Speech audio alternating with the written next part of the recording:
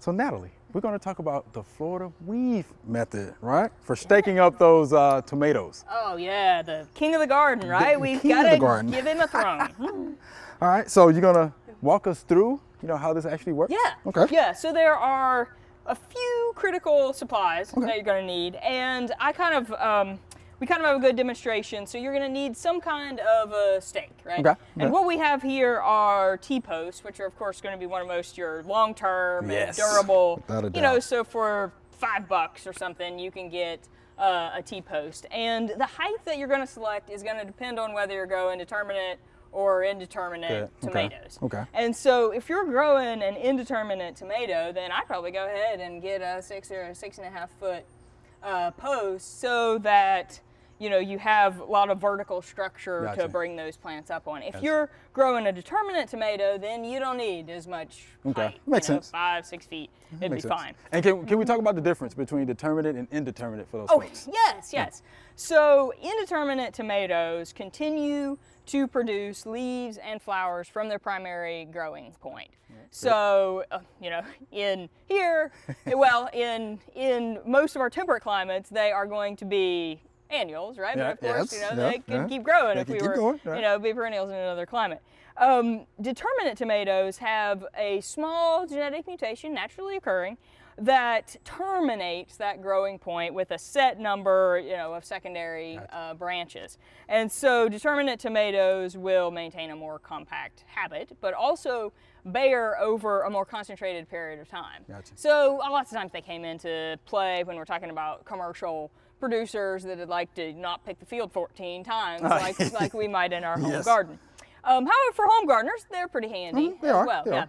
Okay, good. Yeah. So for those larger, taller growing Indeterminates, we'll want taller posts.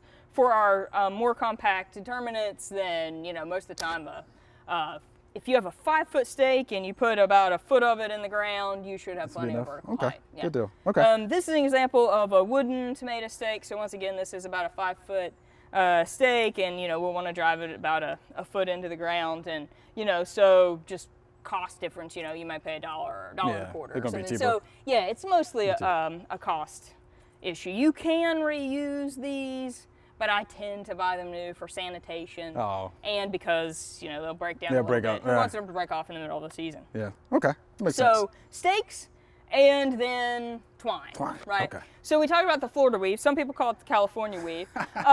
Sometimes, if I want to be very geographically, polite, I'll just say the stake and twine system, right? Okay. So all kinds of different names. Stake and twine. Yeah. And so when it comes to twine, lots of times I'll just use nylon twine. Okay. So we have less worry about it breaking down over the course of the season.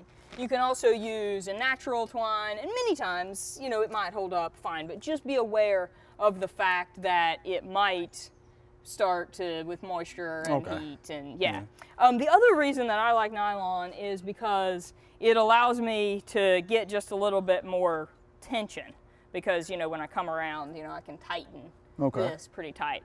Sometimes I will actually also use just regular baler twine. So really? Okay. Yeah. And now baler twine is going to be a little bit thicker diameter, but it also works, well, and it's easy to handle. So you can do the Florida weave with as few as a couple tomatoes or hundreds and hundreds of feet long. So it's a cool technique that can be really handy for home gardeners. Okay. And really what we're doing is just creating a basket for these plants to reside in. And so I will often start my stake and twine or my weave on the day that I plant. Oh, okay. My trial plots actually have black plastic, and so I want to make sure that my plants are up off the ground from the very first. But it's also helpful for gardeners just to get their plants, training and growing in the right direction. No, that makes sense. Yeah. It does. So earlier the better. Earlier the better. Okay. And it's handy because leaves stay cleaner, right? Yeah. So that can be a disease, benefit as well. And so what we're really doing is just tying off, and then we're just weaving this Okay, so you get that Yeah. tight. Okay. Yeah, as you know, as tight as you Tight can as do you- it okay. by hand. Okay. And then we're just gonna weave so that our growing points are always between the two lines. Okay. Okay. And so if we were in the field where we had several rows, all we do is just make one turn, keep my tension, Gotcha. go on out the row. Okay. Okay. Here it's of course much simpler because all we have to do is turn and back. go back. Yeah. Okay. Or for this example, I'm just gonna tie off right here. But most of the time, we'll put these rows of twine, 8 to 10 inches apart, and so you can see that this bottom layer has both sides, and we're keeping these leaves up off the ground. We're holding this plant upright, and we're making sure that that its growing points, are always up. And how often you have to twine? All right, so that's gonna be my next question. Yeah. So how often would you have to do that? During the fastest growing part of the season, so in the first couple of months after the Okay. plants grow in, this might be a weekly job. Oh, I got you. Okay. But once you get into the plants really spending more of their energy bearing, oftentimes that tapers off, especially for determinate tomatoes, right? Because for determinate tomatoes, they're gonna get up Yeah. to, the point where their main growing point terminates, and they're not gonna have any more vertical Okay. growth. And so at that point in time, it may take, say, only 3 or 4 layers of twine for your Gotcha. determinate tomatoes, but most of the time for the indeterminates, I just keep Jeez. You have to keep adding until twine? I run out of stake, usually. Wow. And sometimes I'll even break the main growing point off late in the season, Okay. so that it supports the plant, and filling out the fruit that remain instead of continuing to grow up. Okay. So in your trials, so the Florida weave method is the one that works the best for you? Yeah, Or- that's okay. that's what we use. Okay. And what you saw me do today was just, have a piece of, twine in my hand. But if you're doing this on a larger scale, you can get these in little boxes.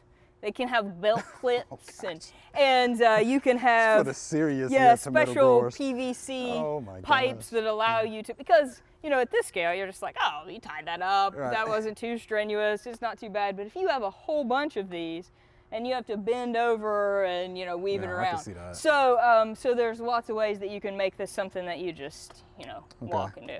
You get pretty fast over time, and so it's something that allows us to get plants up off the ground, keep them dry, keep them clean. And the other question that often comes up when we talk about Florida weave is about pruning and sucker pruning. Okay. And so, as you might guess, once you get those plants in that basket, we typically don't do a lot of sucker pruning because you can't really get to the main stem as well.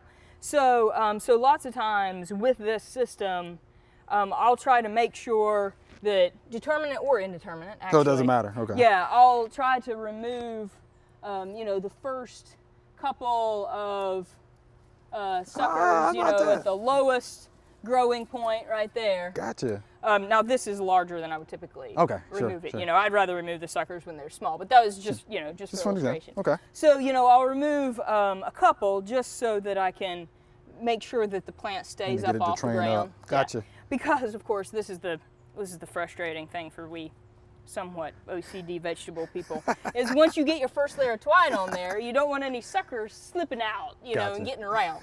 So, so taking off a couple of suckers allows you to kind of keep that neat. And then once you take a few of those off at the bottom, you're pretty much just letting them You ready to go then, go right? at that time. Yeah. All right. Well, Doc, we appreciate that demonstration. It's the Florida weave method, huh? I like that. Thank you much. Yeah, absolutely. Thanks for watching the video. I hope you enjoyed it. To find out more information on this topic, just click on the familyplotgarden.com link in the description.